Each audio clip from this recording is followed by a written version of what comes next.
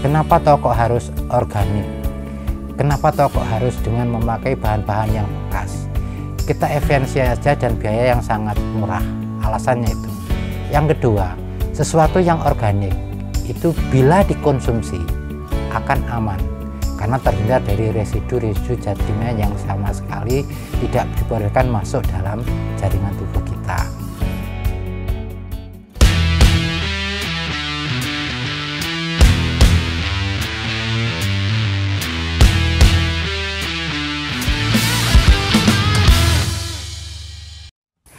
Assalamualaikum warahmatullahi wabarakatuh. Teman-teman pecinta tanaman di seluruh Indonesia, juga mungkin sampai di mancanegara ya. Selamat datang dengan saya Sabda Alam di Facebooknya. Kita akan membahas tentang kelanjutan dari biopori tempo hari. Jadi biopori itu cara yang paling sederhana kita menghasilkan air lindi. Apa air lindi? Air lindi itu air yang sudah terfermentasi dari bahan-bahan limbah dapur yang tidak terpakai. Itu akan menghasilkan air lindi melalui proses yang sangat sederhana dengan biaya yang sangat murah. Tempo hari sudah digambarkan dengan rinci. Mungkin bisa melongo yang belum melihat ya bisa cek kembali lah. Ini kelanjutannya. Jadi poinnya biopori atau membentuk air lindi yang sangat sederhana itu dua opsi ya untuk pertumbuhan dan pembungaan atau pembuahan. Kalau untuk yang pertumbuhan, jadi dihasilkan dari barang-barang bekas atau sampah dapur, itu yang dari sayuran, potong-potongan sayuran dan sayuran lah, jenis sayuran atau daun-daunan muda itu masuk untuk fase yang vegetatif. Kalau untuk fase yang generatif bisa dimasukkan dari kulit-kulit buah atau semacamnya, kulit buah segala macam lah, buah-buah yang busuk yang tidak terpakai juga bisa. Juga bisa ditambahkan untuk menambahkan nutrisi yang lainnya. Misalnya ada cangkang telur itu untuk penambahan kalsium ya. Itu cangkang telur bisa dimasukkan. Juga untuk pengendali hama misalnya, biar tidak kena rayap dan sebagainya, masukkan air cucian beras ya, atau orang Jawa itu biasanya dengan leri ya, itu ditambahkan kemangi ya, itu sangat mujarab untuk mengusir rayap dan segala macam itu. Jadi apa yang kita hasilkan dari air lindi ini dengan cara yang sangat sederhana dengan memakai bahan bekas akan didapatkan tanaman yang betul-betul sesuai impian kita walaupun hanya di dalam PB atau di pot. Ini pertama kita mandiri ya, kita menyediakan dengan sendiri tanpa kita harus membeli pupuk segala macam. Dari kondisi ini kita bisa memprediksi kondisi tanaman kita. Misalnya tanaman kita kurang fosfor, nanti dengan tinggal divariasikan aja yang dimasukkan. Bekas sisa-sisa sampah dapur yang dimasukkan apa saja, nanti bisa dibilang sambil ya sedikit kita belajar lah, kita semacam riset lah, nanti bisa diaplikasikan sendiri ya. Pertama, apa tahu keuntungan biopori? Membuat pupuk komplit atau pupuk lengkap dengan biaya yang sangat murah. Pertamanya itu. Yang kedua, jadi sampah dapur betul-betul akan bersih. Misalnya aja dalam satu pot saja kita misalnya satu kresek kecil ya. Jadi kalau beberapa pot atau PB maka akan dihasilkan beberapa kresek yang otomatis akan bersih. Jadi dapur kita menjadi bersih.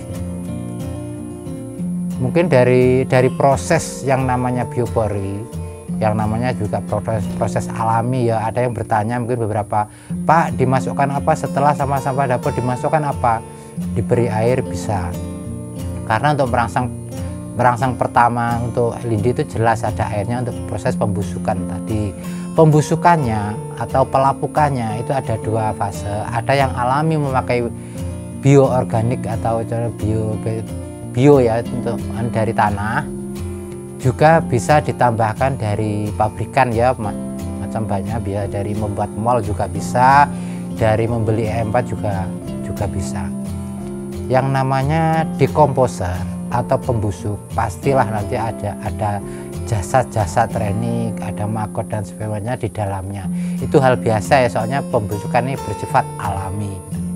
Jadi kalau misalnya ada makhluk-makhluk asing di dalam biopori dan kaget, itu memang alaminya seperti itu gitu. Soalnya kita belajar ke sesuatu yang organik, sesuatu organik yang murah, yang hasilnya sangat luar biasa.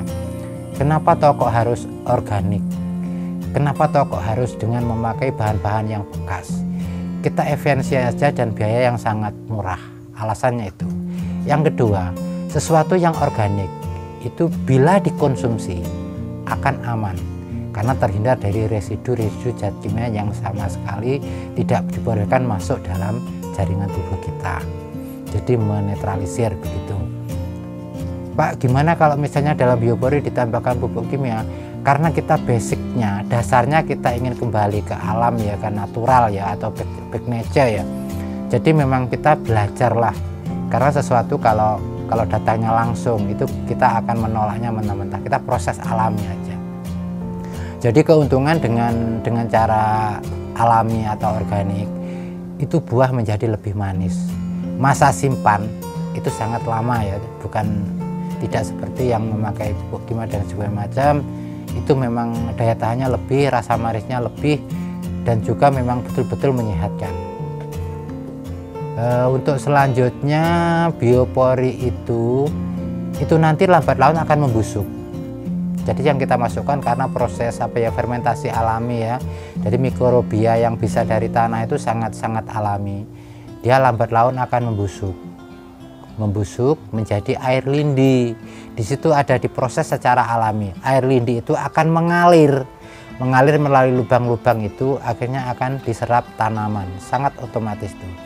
Jadi tanaman itu tidak memakan dalam bentuk kasar ya, mentah ya. Jadi melalui proses yang air lindi yang sudah sangat lebih disederhanakan tanaman itu.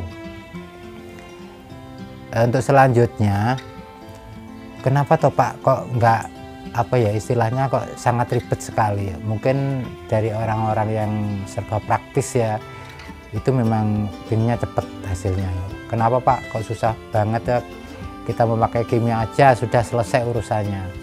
Teman-teman, pada kondisi tertentu, pada kondisi-kondisi darurat, kita ada uang tetapi barang yang kita beli itu tidak ada. Contohnya pada masa pandemi ini, kita ada uangnya membeli bisa, tapi karena distribusi dan lain sebagainya terkendala, akhirnya barang yang kita butuhkan atau pupuk yang kita butuhkan, kita tidak mendapatkannya. Nah, pada saat ini padahal tanaman butuh makanan seperti kita. Kalau tanaman itu tidak makan, berarti juga akan kurus atau pertumbuhannya juga akan tersendat. Nah, untuk teman-teman ya, kalau sudah nutrisi terpenuhi dari biopori dan lain sebagainya, yang perlu dilakukan selanjutnya penambahan nutrisi. Nah, ini proses-proses yang namanya kita, terutama bagi pemula ya, kita memang dititik fokuskan untuk banyak hal belajar ya, nanti bereksperimen ya, apa-apa aja yang dimasukkan yang bisa membuat hijau, bisa membuat buah. Intinya kalau vegetatif dari daun, kalau untuk pembuahan dari buah-buahan. Langkah selanjutnya setelah biopori terbentuk, maka yang diperlukan adalah pembentukan cabang. Jadi tanaman kita itu dibentuk cabangnya, terutama ranting yang mati harus cepatnya dipotong. Karena dalam misalnya kita memotong tanaman, membentuk tajuk atau ranting, waktu dia sembuh dari lukanya, di saat itulah dia melaju ke proses generatif berikutnya. Atau intinya kita percepatan ke pembentukan buah yang kita inginkan. Saya kira demikian teman-teman. Terima kasih atas kedatangan Ijo Sumilir dan kru yang telah berkunjung di Agrolestari. Semoga kelanjutannya nanti bisa dibahas di kemudian hari. Wassalamualaikum warahmatullahi wabarakatuh.